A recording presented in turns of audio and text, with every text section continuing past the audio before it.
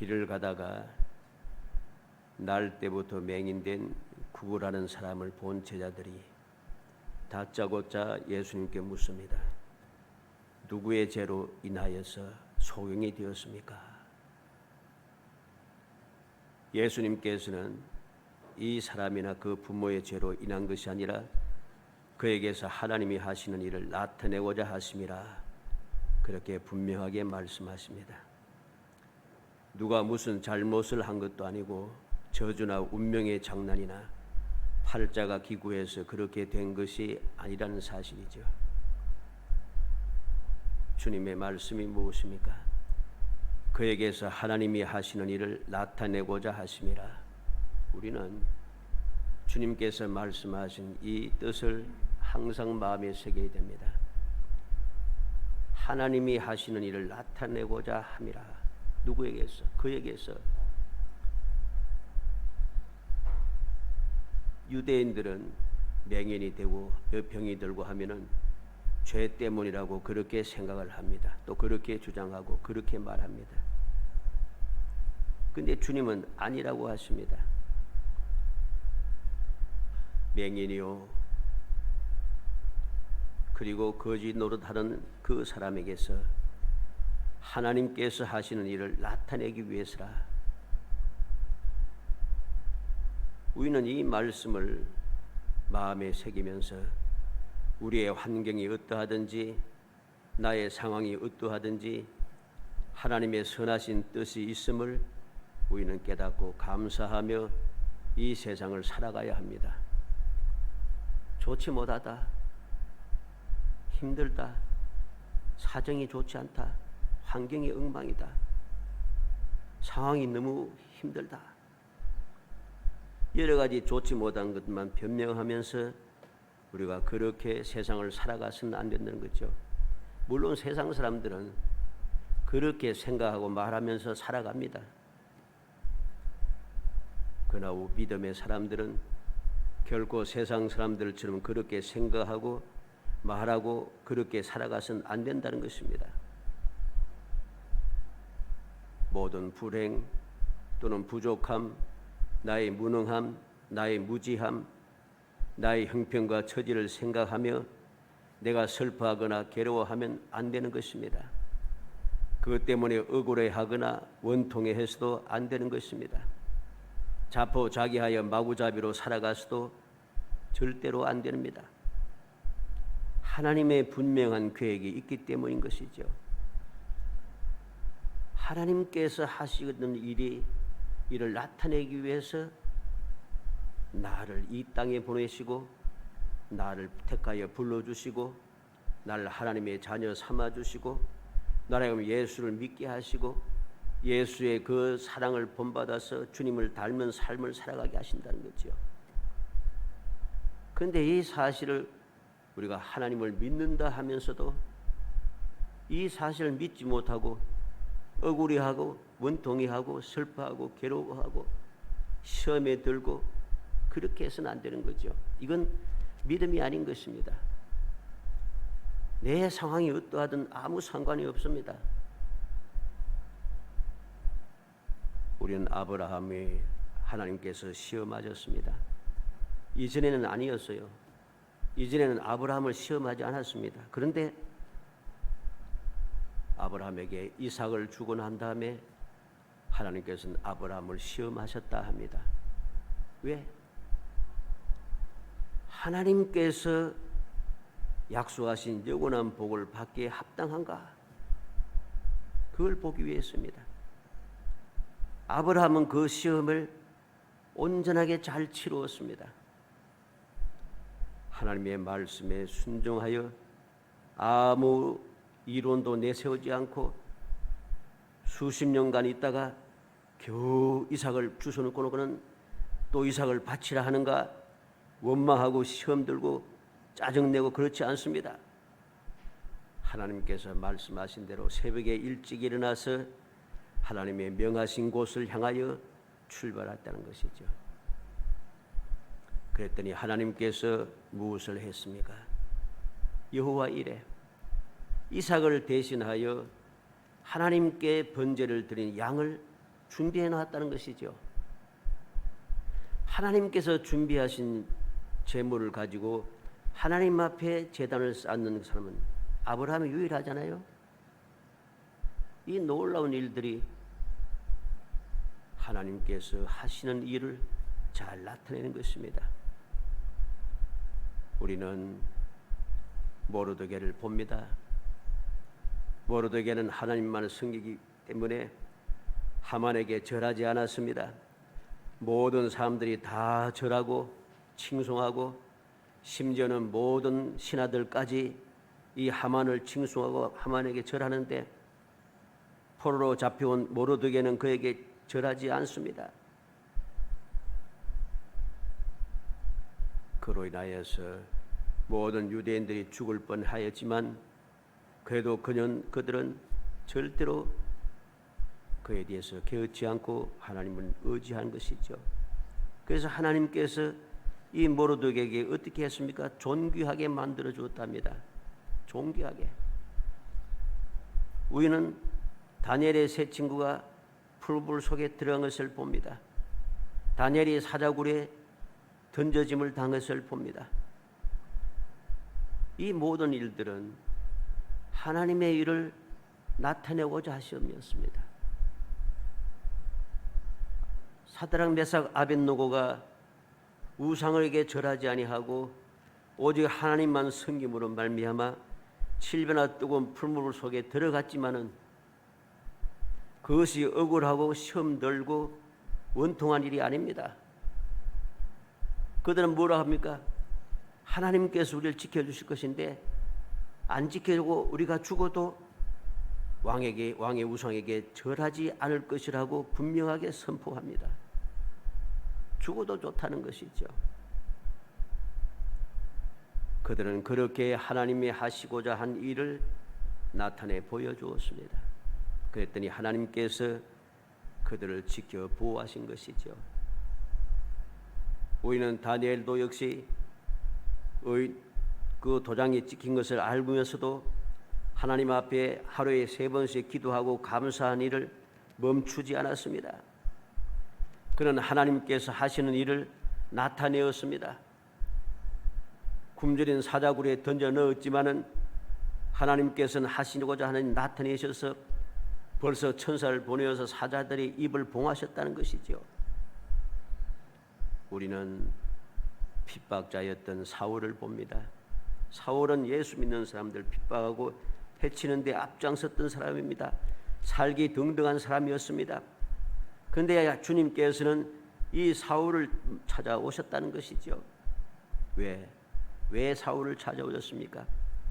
그 많은 믿음의 사람, 목숨 걸고 믿음을 지키면서 복음을 전하는 사람들이 많은데 왜 복음 전하는 사람들 핍박하는 사울을 찾아오셨습니까? 핍박자 사울을 통하여서 하나님께서 하시고자 하는 일을 나타내기 위해서입니다. 그래서 핍박자 사울은 복음을 전하면서 목숨까지 내어놓더란 것이죠. 이게 하나님이 하시고자 한 일입니다. 예레미야 29장 11절에 여호와의 말씀이니라 너희를 향한 나의 생각은 내가 아나니 평안이요 재앙이 아니니라 너에게 미래와 희망을 주는 것이니라. 하나님께서 예레미야를 통해서 말씀합니다. 너희를 향한 나의 생각은 내가 안다. 평안이요 재앙이 아니라 미래와 희망을 주는 것이라. 지금 언제 때입니까? 유대인들 유다 백성들이 하나님을 배반하고 거역하며 우상을 섬기며 끊임없이 죄를 범하고 하나님의 말씀을 거역하며 하나님께서 너무나도 그들이 죄를 심각하게 지나기 때문에 그들 망하게 하시고 예루살렘을 멸하시고 그들 포로로 잡혀가게 하시겠다고 말씀하셨음에도 불구하고 그들이 망하는 것, 그들이 이방 땅에 포로로 잡혀가는 것, 이것도 하나님이 하시는 일이라는 것입니다. 하나님이 하시는 일이 무엇이었습니까? 이 사건 이후로 바벨론 포로 사건 이후부터 유대인들은 즉 이스라엘 백성들은 이후로는 우상을 섬기지 않습니다. 이때까지는 우상을 무진장하게 섬겼어요. 하나님의 은혜를 받고서도 우상을 섬기며 하나님을 거역했는데 바벨론 포로 이후에는 그대 절대로 우상을 섬기지 않습니다.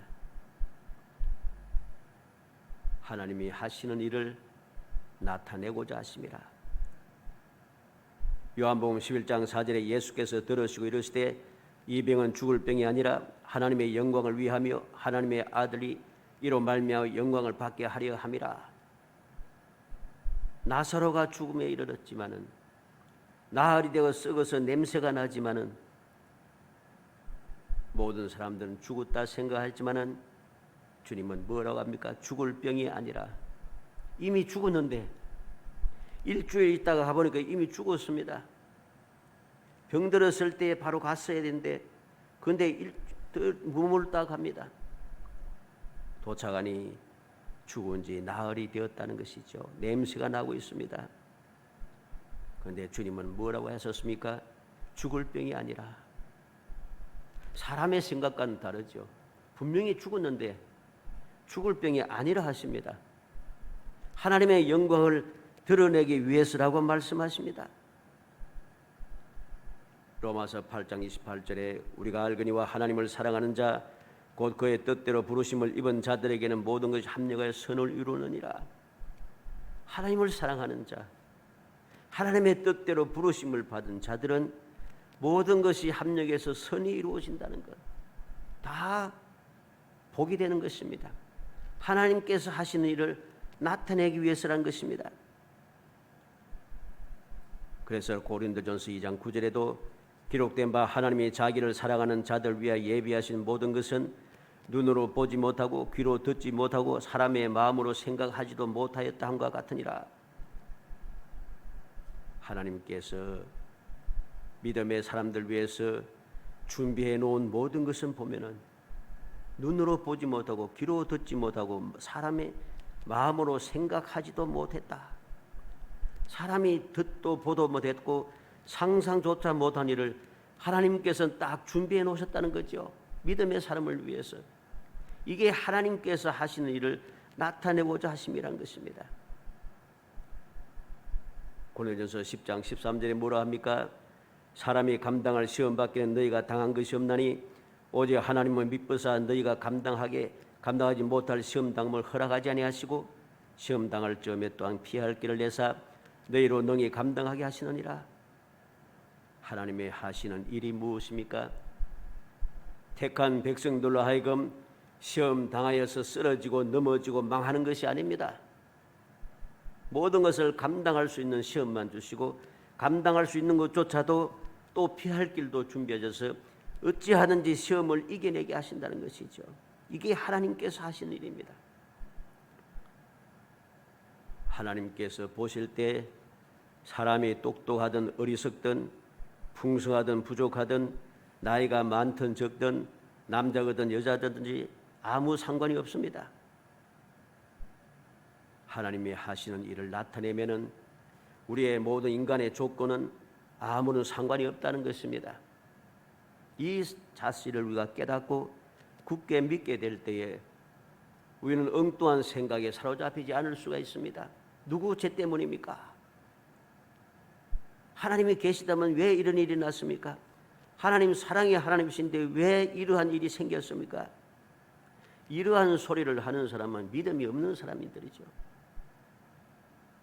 내게 주어진 모든 조건들은 다 하나님께서 하시는 일을 나타내기 위해서란 것을 우리가 굳게 믿어야 됩니다. 이 믿음이 올바른 믿음이고 이 믿음을 하나님께서는 기뻐하시는 거죠.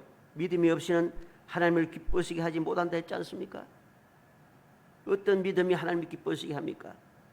시시때때로 문제만 생기면 시험에 들고 원망하고 불평하고 근심 걱정하고 하는 사람, 그런 믿음을 하나님께서 기뻐하시겠습니까?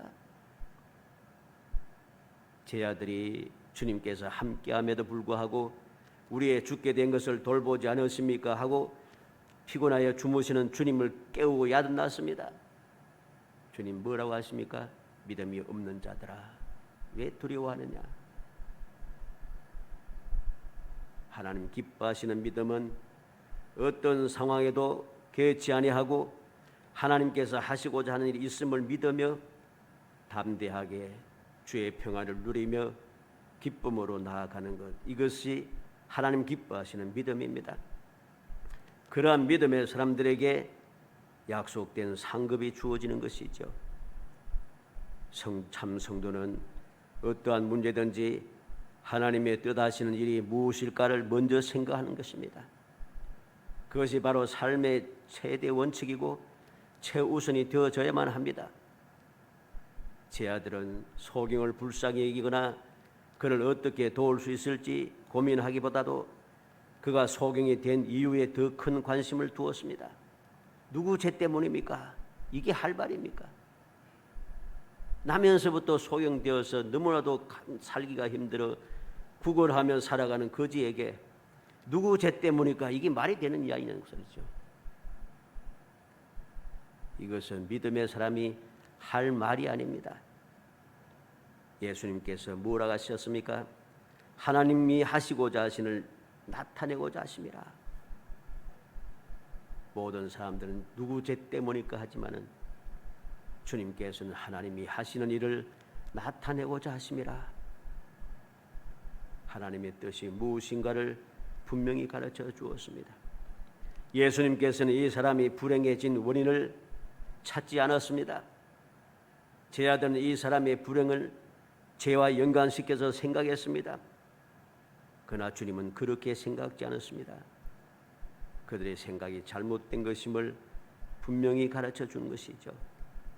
하나님께서 하시고자 하는 일을 나타내기 위해서 일부러 소경이 되게 했다, 그런 말씀이 아닙니다. 이 말씀을 올바르게 깨닫지 못하면은 하나님의 일을 나타내기 위해서 소경이 되게 했다, 이런 이상한 소리를 하는 사람도 많습니다. 그것은 망령된 이야기죠. 예수님의 말씀은 어떠한 일도 하나님이 하시는 일을 나타내고자 하심인 것을 믿고 그 뜻을 이루는 삶을 살아야 한다는 것이죠. 요한복음 12장 46절에 나는 빛으로 세상에 왔나니 물은 나를 믿는 자로 어둠에 거하지 않게 하려 함이로라. 왜 주님 오셨습니까? 빛으로 오셨습니다. 왜 빛으로 오셨습니까? 예수 믿는 자로 하여금 어둠에 거하지 않게 하기 위해서. 어둠이 무엇입니까? 밤이 어둠입니까? 밤이 어둠이 아닙니다. 우리에게 감당하지 못할 시험, 여러 가지 문제, 이것이 바로 우리에게는 밤인 것이지요. 아무것도 할 수 없는 것, 아무것도 보이지 아니하고 해결 방법이 없는 것, 이게 밤입니다. 그 문제를 해결하기 위해서 주님께서 이 땅에 오셨고, 주님을 믿는 자들은 어두움에 거하지 않고 밝은 빛 가운데 거하여서 어떠한 문제든지 아름답게 해결하면서 평안을 누리며 행복한 신앙생활을 할 수 있게 되는 것이죠. 살아가는 성도 여러분, 우리는 하나님이 하시고자 하신 일이 무엇인가를 깊이 생각해야 됩니다. 내가 세상을 살아가는 동안에 내게 주어진 모든 조건들을 볼 때마다, 내게 찾아올 때마다 우리는 왜라고 하는, 무엇 때문에 라고 하는 시험에 드는 부정적인 생각을 떨쳐버리고 하나님의 뜻이 무엇일까? 이를 통해서 하나님께서 나에게 무엇을 하라고 하시는가? 이것을 먼저 생각하는 거룩한 성도가 되기를 주의 이름으로 축복합니다. 그러면 언제까지 우리는 해야 되겠습니까? 무한정 해야 되는가? 아닙니다. 4절로 5절에 보면은 때가 아직 낮음에 나를 보내신 이의 일을 우리가 하여야 하리라. 밤이 오리니 그때는 아무도 일할 수 없느니라. 내가 세상에 있는 동안에 세상의 빛이로라. 기회가 있을 때 하라는 소리죠. 아직 낮음에 아직도 기회가 있다는 거죠. 지금은 기회가 있다는 것입니다. 아직 낮이기 때문에 나를 보내신 이의 일을 우리가 하여야 하리라. 아직 기회가 있을 때 내게 어떠한 문제가 생기든지 내게 어떠한 일이 생기든지 상관없이 아직은 낮이니까, 아직은 할 수 있으니까 하나님께서 하시고자 하는 일을 나타내고자 내게 이 문제를 주셨으니 우리는 주님의 일을 나타내기 위해서 믿음의 생활을 해야 하는 것입니다. 올바른 믿음의 삶을 살아가야 하는 것입니다. 밤이 오면은 아무것도 할 수 없다고 했습니다. 우리는 명심해야 됩니다. 기회가 없어질 때가 다가옵니다.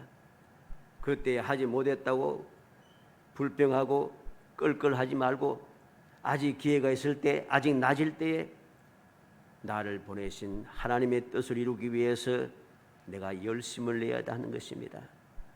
은혜까지 무한정 계속해서 일한 일이 있는 것이 아닙니다.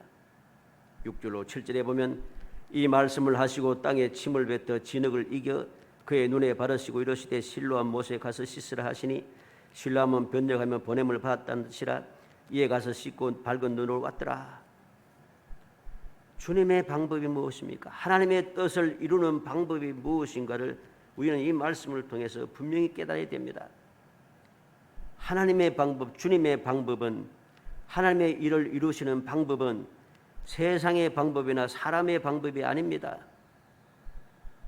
하나님의 일을 이루기 위해서는 하나님의 뜻대로, 하나님의 생각대로, 하나님의 계획대로, 하나님의 말씀대로 해야 하는 것이지요.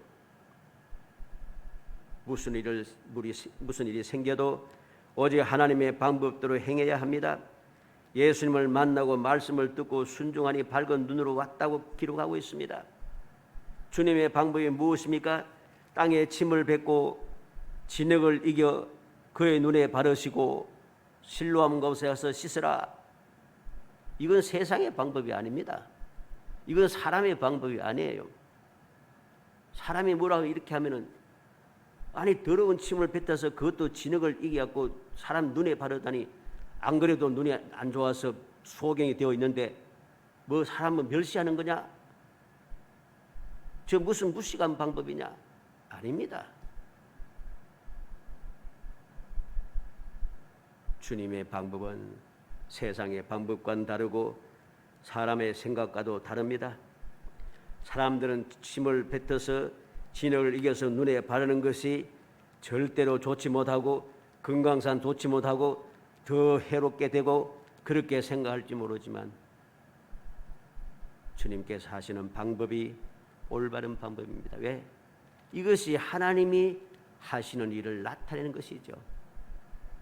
세상의 방법대로 사람의 방법대로 일을 했으면은 뭐라고 했겠습니까? 기술이 좋아서, 과학이 발전해서, 의술이 좋아서 뭐 그렇지 않겠어요? 도무지 과학적으로, 의학적으로, 경험적으로, 지식적으로 절대 안 맞는 말인데 되더라는 것이죠. 왜? 이게 하나님의 일인 것입니다. 하나님께서 이루시는 기적의 역사인 것입니다. 왜 문제가 생겼습니까? 항상 하는 말씀이 무엇입니까? 왜 문제가 생겼는가? 내가 해결할 수 없으니까 문제가 생긴 거죠. 내가 해결할 수 없어 문제가 생겼는데 그 문제를 해결하기 위해서 세상의 방법, 사람의 방법으로 해서 문제가 해결되겠습니까? 문제가 해결될 것 같으면 이 세상이 벌써 천국이죠. 우리는 올바른 믿음을 가져야 됩니다. 사람의 힘으로 할 수 없으니까 문제가 생긴 것입니다. 나면서부터 소경된 자를 사람의 방법으로는 눈을 뜨게 할 수 없으니 주님께서 주님의 방법으로 역사하신 것이죠. 하나님의 기적의 역사가 나타난 것입니다. 온전히 주님의 뜻에 순종하며 그 뜻대로 행해야만 합니다. 그래야지 문제가 해결되는 것이죠. 사무엘상 15장 21절 23절에 다만 백성이 그 마땅히 멸할 것 중에서 가장 좋은 것으로 길갈에서 당신의 하나님 여호와께 제사하려고 양과 소를 끌어왔나이다 하는지라. 사무엘이 이르되 여호와께서 번제와 다른 제사를 그의 목소리를 청조하는 것을 좋아하신 같이 좋아하시겠나이까? 순종이 제사보다 낫고 듣는 것이 수장의 기름보다 나으니 이는 거역하는 것은 점치는 죄와 같고 완고한 것은 사신 우상의 절한 것과 같음이라. 왕이 여호와의 말씀을 버렸으므로 여호와께서 왕을 버려 왕이 되지 못하게 하셨나이다. 이 사울이 뭐라고 합니까? 좋은 것으로 당신의 하나님 여호와께 제사하려고 사울은 내가 믿고 의지하는 하나님이 아니에요. 사무엘의 하나님이란 거죠. 사무엘의 하나님께 제사하기 위해서 좋은 것을 남겨놨다고 합니다. 얼핏 들으면 너무 좋잖아요. 뜻이 가상하잖아요. 믿음이 너무나 좋잖아요. 이건 믿음이 아닌 것입니다. 그것은 불순종이고 우상에게 절한 것 같고 사신 우상에게 제사하는 것 같다고, 그래서 하나님께서는 하나님의 말씀을 거역한 왕을 버리셨다고 사무엘이 분명하게 말씀하고 있습니다. 우리는 명심해야 됩니다. 하나님의 하시는 일을 이루기 위해서는 하나님의 뜻에 순종해야 하는 것입니다. 하나님의 뜻을 어기면서 세상의 방법대로 사람의 방법대로 하면서 하나님의 뜻을 이루기 위해서 내가 이렇게 했다, 복음을 위하여 하나님의 영광을 위해서 내가 이 일을 했다, 그것만큼 거짓된 이야기가 없습니다. 예수님께서 말씀하지 않습니까? 내가 주의 이름으로 선지자노다고 병 고치고 많은 일을 했습니다. 불법을 행하는 자들아 내게서 떠나가라. 내가 너희를 도무지 알지 못한다. 주님의 뜻을 어기며 선지자 노릇하고 병 고쳐봐야 소용없다는 것입니다. 그들은 불법을 행하는 자라 주님께서 모르신다고 분명히 말씀했습니다. 마지막으로 주님의 뜻대로 하였으니 일어나는 일들이 무엇입니까? 주님의 하나님의 뜻을 이룬다고 해서 우리가 생각할 때 좋은 방향만 있는 것은 아닙니다. 이것을 우리가 올바로 알아야 됩니다. 하나님의 일이 일어났을 때 세상의 반응을 우리는 보아야 되죠. 8절로 12절에 이웃 사람들과 전에 그가 그리는 것을 보았던 사람들이 이르되 이는 앉아서 구걸하던 자가 아니냐? 어떤 사람은 그 사람이라 하며 어떤 사람은 아니라 그와 비슷하다 하거늘 자기 말은 내가 그러하니 그들이 묻되 그러면 내 눈이 어떻게 떠졌느냐? 대답하되 예수라 하는 그 사람이 진흙을 이겨 내 눈에 바르고 나더러 실로암에 가서 씻으라 하기에 가서 씻었더니 보게 되었노라. 그들 이르되 그가 어디 있느냐? 이르되 알지 못하노라. 세상의 반응이 어떠합니까? 이웃의 반응이 어떠합니까? 나면서부터 소경된 자가 눈을 떴으면 축하하고 기뻐하고 즐거워하는 것이 정상이잖아요. 근데 이들의 반응이 어떠합니까? 반응이 잘못되었어요. 전에 구걸하던 자가 아니냐? 아니라 그와 비슷하다. 내가 그라 하는데도 눈은 어떻게 떠졌느냐? 그가 누구냐? 어디 있느냐? 정상적인 반응이 아닙니다. 정상적인 반응이 일어나지 않는다고 해서 우리가 시험에 들어서는 안 되는 거죠. 하나님의 일을 이루었으면 그것으로 만족하고 감사하는 것이 올바른 믿음의 사람들의 본분인 것입니다. 내가 하나님의 일을 했는데 이렇게 열심히 하고 충성되게 했는데 돌아오는 것이 이게 뭐냐? 그것은 온전한 믿음의 모습이 아닌 것입니다. 맹인이었던 환희 크로스비 여사는 95세의 나이로 세상을 떠날 때까지 찬송시를 8,000여 편이나 썼습니다. 우리가 부르는 이 찬송가에도 20편 이상이 다 기록되어 있습니다. 수록되어 있습니다. 그는 95년 평생을 소경으로 살았지만은 주 안에 기쁨 누림으로 마음의 풍랑이 잔잔하니 세상과 나는 간 곳 없고 구속한 주만 보이도다. 이게 나의 찬송이다. 끊임없이 주를 찬송하리라.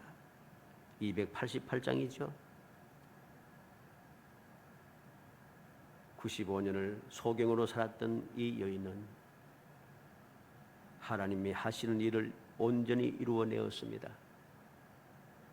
왜 나를 소경으로 나오게 했는가? 좀 고쳐주시지. 아닙니다. 소경이어도 좋다는 것이죠. 소경으로서도 하나님이 하시는 일을 얼마든지 나타낼 수 있습니다. 나의 상황과 사정 그런 것은 아무런 상관없습니다. 내가 믿음만 가지면은 하나님께서 하시고는 하자는 일을 나타내기 위해서 내게 이 조건을 주셨다고 하는 절대적인 믿음을 가진다면 언제 어디서든지 무엇이든지 할 수 있습니다. 하나님의 일을 이루어낼 수 있다는 것입니다. 주님의 뜻은 사람의 뜻과 다릅니다. 주님의 생각도 사람의 생각과 다릅니다. 주님의 하시는 일도 사람이 하는 일과는 다른 것입니다. 그러므로 우리 믿음의 성도들은 뜻과 생각과 마음과 행하는 모든 일들이 세상 사람과는 달라야 합니다. 달라야 하죠. 세상 사람들과 똑같은 생각과 뜻과 말과 행동을 가지고 살아가면서 내가 예수의 제자라고 아무리 해봐야 주님 인정하지 않습니다. 세상조차도 인정하지 않습니다. 이사야 55장 7절로 9절에 악인은 그의 길을, 불의한 자는 그의 생각을 버리고 여호와께로 돌아오라. 그리하면 그가 긍휼히 여기시리라. 우리 하나님께로 돌아오라. 그가 너그럽게 용서하시리라. 이는 내 생각이 너희의 생각과 다르면 내 길은 너희의 길과 다름이니라. 여호와의 말씀이니라. 이는 하늘이 땅보다 높음 같이 내 길은 너희의 길보다 높으며 내 생각은 너희의 생각보다 높음이라. 하나님의 뜻을 깨달아야 됩니다. 하나님의 그 원하시는 뜻을 올바르게 깨닫게 될 때에 나의 사정, 형편, 나의 주위의 환경과 상황 아무런 시험거리가 되지 않습니다. 슬픔이 되지 않습니다. 원통하지 않습니다. 모든 것이 감사가 되고 기쁨이 되는 것이고 그 믿음이 하나님의 뜻을 이루게 하고 하나님의 뜻을 이루니 우리에게 놀라운 기적의 역사가 일어나게 되는 것이죠. 기쁨이 충만하게 되는 것입니다. 고린도후서 12장 9절로 10절에 나에게 이르시기를 내 은혜가 내게 족하도다. 이는 내 능력이 약한 데서 온전해짐이라 하신지라. 그러므로 도리어 크게 기뻐함으로 나의 여러 약한 것들에 대하여 자랑하리니 이는 그리스도의 능력이 내게 머물게 하려 함이라. 그러므로 내가 그리스도를 위하여 약한 것들과 능력과 궁핍과 박해와 공고를 기뻐하노니 이는 내가 약한 그때에 강함이라. 바울 사도는 육신의 고통 때문에 간절하게 3번을 간구했습니다. 그런데 주님께서는 말씀합니다. 족하다. 내 은혜가 내게 족하다. 내 능력이 약한 데서 온전하여짐이라. 내가 약할수록 내 은혜가 내 능력이 내게 더 온전해진다, 더 커진다. 주님 말씀하십니다. 이 말씀을 듣고 바울 사도는 깨달았습니다. 내가 약할수록 강하여지는구나. 내가 부족할수록 풍성해지는구나. 내가 어리석을수록 더욱더 지혜로워지는구나. 내가 할 수 있는 것이 적어지면 적을수록 주님께서 하신 일이 더 많아지는구나. 내가 영광스럽지 못하다고 하면 할수록 하나님의 영광이 드러나는구나. 그는 깨달았습니다. 그래서 그는 뭐랍니까? 내가 크게 기뻐함으로 나의 여러 약한 것들에 대하여 자랑하리니. 약한 것을 자랑한다는 것입니다. 사도 바울은 이 놀라운 은혜를 깨닫고 예수를 아는 지식이 너무 고상하여 지금까지 귀중하다고 생각했던 세상의 모든 것들을 배설물처럼 여겼다고 빌립보 3장 8절에 기록합니다. 이 말은 결코 세상의 것이 나쁘거나 소용이 없다는 뜻이 아닙니다. 다만 예수 그리스도를 알고 주의 일을 깨닫고 보니 주의 일을 하는 것이 너무 귀하고 감사하고 소중하여서 세상의 것들이 별것 아니구나 하는 깨달음을 받았다는 것입니다. 인간적으로 생각해서 요즘은 이 주위를 살펴보면 외제차들이 참 많습니다. 옛날에는 별로 많지 않았는데 요즘은 외제차가 참 많더라고요. 차를 몰고 시내로 가보면 온 사방에 벤츠, BMW 하여튼 외제차들이 비싼 차들이 두루룩 차 있습니다. 그 외제차 좋은 차를 탔던 사람이 국산차를 사겠습니까? 시세에서 못할 거예요. 다 옳은 것은 아니지만 예를 들어서 명품 옷을 입습니다. 명품을 가지고 있습니다. 명품을 가지고 있는 사람들이 일반적인 이러한 제품들, 옷이라든가 이것을 대단하게 생각하겠어요? 시시하게 생각하겠죠. 좋은 음식을 먹어본 사람이 아무것도 아닌 것을 좋다고 말할 리가 없습니다. 그와 마찬가지로 바울 사도는 하나님의 은혜, 하나님의 사랑, 하나님의 능력, 하나님의 은총, 하나님의 평안, 하나님의 돌보심, 하나님께서 주시는 그 기쁨을 체험하고 나니 이 세상에 자랑스럽다고 생각했던 것이 시시한 거죠.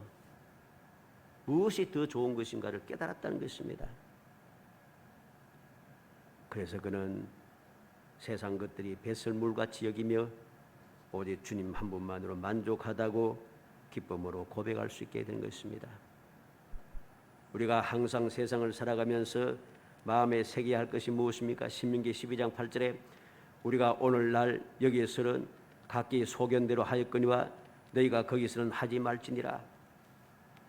모세가 이스라엘 백성들에게 신신당부합니다. 지금 광야에 40년 동안 살아올 때는 너희 소견대로 했지만은 약속의 땅에 들어가면 제발 소견대로 하지 말고 하나님의 뜻대로 살아라. 하나님의 말씀대로 살아라. 하나님의 말씀대로 살아갈 때는 아무런 문제가 없었습니다. 어떤 문제였는지 깨끗하게 해결되었습니다. 그러나 이 어리석은 백성들이 이 간절한 가르침을 거역하고 자기 소견에 옳은 대로 행하였습니다. 자기 소견에 옳은 대로 행한 결과가 무엇입니까? 하나님의 은혜를 잊어버리고 배반하고 우상을 섬기고 그래서 주위의 사람들에게 끊임없이 짓밟히고 수치를 당한 일밖에 없었지요. 고린도전서 10장 31절에 그런즉 너희가 먹든지 마시든지 무엇을 하든지 다 하나님의 영광을 위해 하라. 사랑하는 성도 여러분, 우리는 기억하고 기억해야겠습니다.